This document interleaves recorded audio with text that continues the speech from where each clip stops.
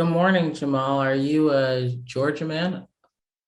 Actually, I'm a Vandy man. Yeah, I make a cruel Vandy joke, but I support all my SEC teams.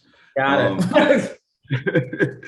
I was but gonna one of my best friends as a dog.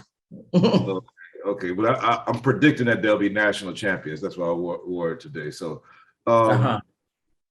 but you bring up a interesting topic in this discussion. What your character does in this discussion over paying athletes, and when you talk about the athletes that are on lacrosse or volleyball or sometimes track that as aren't given the aren't going to make the same amount on their image as some of the higher profile sports. And I wanted to speak on it also because I like you ran track in college, and I was recruited by a track team which turned to a track club because of Title Hmm. IX gender equity. We lost our scholarships and were given to Okay. women's sports. So I mean, what do you think about that as a former athlete? I know your character says something, but what is your feelings on how to proceed in this era of paying athletes in college or allowing Right. athletes? Sure. And I'm cautious of giving too much of my own opinion, not because I don't have one, but because I really think what is brilliant about the film is that it lays out an argument for both sides.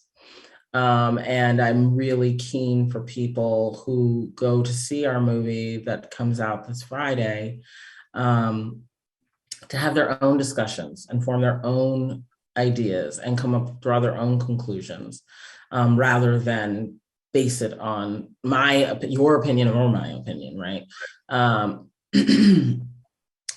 I'm just creating space for the conversation through the work.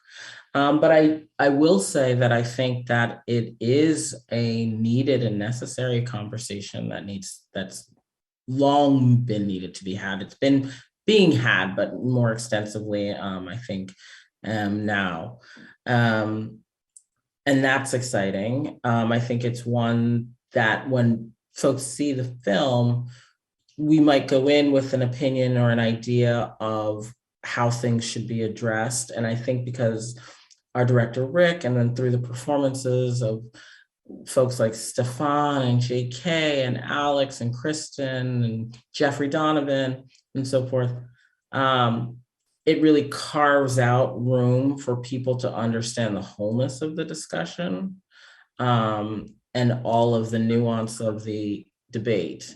Yeah, So hopefully people will be able to draw their own conclusions, and perhaps we will see steps taken, um, full stop.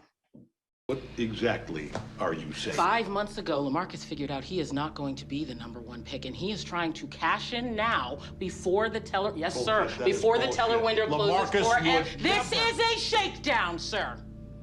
Pure and simple. He is trying to recoup his losses, and he is going to take everything that you and your players have worked for. Let me ask you, sir, how does a D3 quarterback with a noodle for an arm who runs a 5 flat 40 time, how does a guy like that become the head coach of not one, but two D1 powerhouses? Because that guy is a winner. And this is your time to finally capture that national title. Do not let Lamarcus rob you of your legacy. and real quick, last question: do you think that this could happen? I know that there could be a boycott at a national championship game. Do you think that that's a possibility?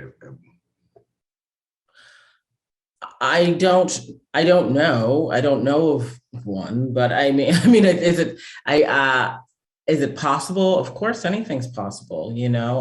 I think anything is possible.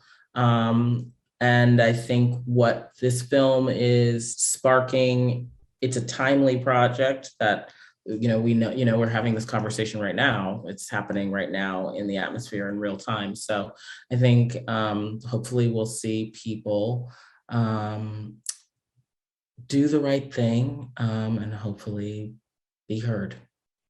Thank you for your time, Julio. Thank you.